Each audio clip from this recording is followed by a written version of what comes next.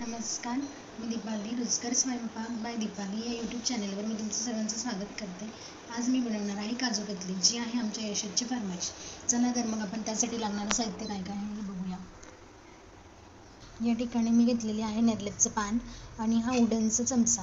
जर तुमच्याकडे नेरलेपचं पान नसेल तर तुम्ही साधी कढई आणि साधा आपला स्टीलचा चमचा देखील वापरू शकता.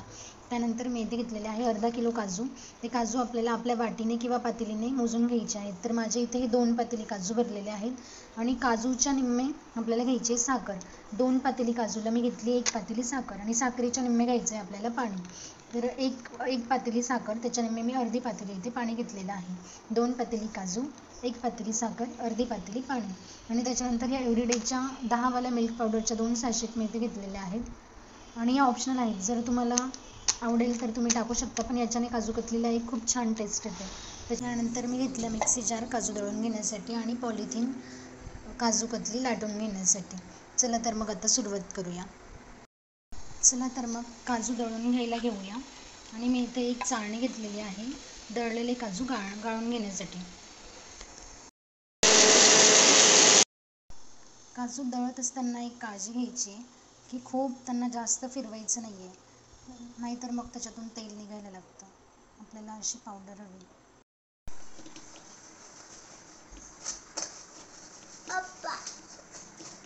या पद्धतीने आपल्याला गाळून घ्यायचं आहे आणि राहिलेले जे तुकडे आहेत ते आपल्याला परत दळून घ्यायचे दुसऱ्या काजूंसोबत.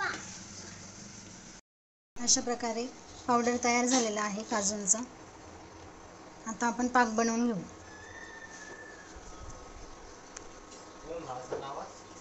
वरून पण लावतो.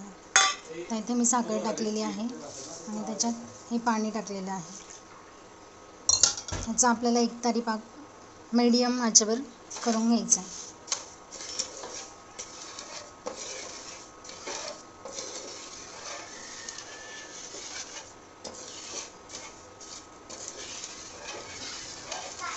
पाक बनवायला खूप अवघड असं काही नाही आहे. 1-2 उकळी येऊ द्यायची, नंतर हाताला लावून चेक करायचं एकतार तयार होतो आहे का म्हणून. हे कसं करायचं ते देखील मी तुम्हाला पुढे सांगेल. आणि पाक तयार होतो तोपर्यंत फ्लेम कमी करून आपण लाटण्यासाठी पिशवींना तूप लावून घ्यायचं आहे.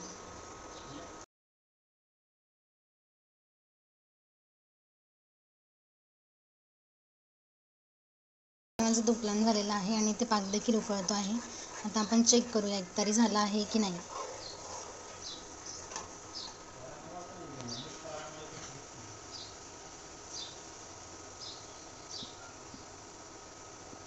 अजून एकतार तुटत नाही आहे. अजून त्याला थोडं होऊ देऊ. अजून थोडा पाक गरम होऊ द्यायचा. अशा प्रकारे तार तुटतो आहे. असा पाक चेक करायचा आहे. नंतर तार तुटल्यानंतर देखील थोडासा गरम करून घ्यायचा आहे नॉर्मल 1 ते 2 मिनटं. यानंतर आपण यात काजू पावडर टाकून घ्यायची आहे अशा प्रकारे. एक ठीक असा गोळा तयार होईपर्यंत त्याला कालवत राहायचं.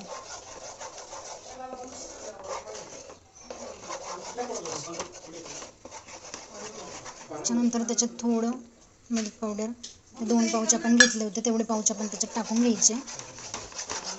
अशा पद्धतीने एक घट्ट गोळा तयार झाला पाहिजे आणि हा चमचा याच्यात उभा राहिला की समजायचं की झालं आहे म्हणून. त्याच्यानंतर याला कागदावर टाकून लाटून घ्यायचं.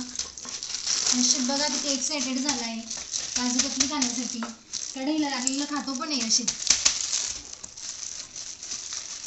थोडी जाडसर लाटून घ्यायची.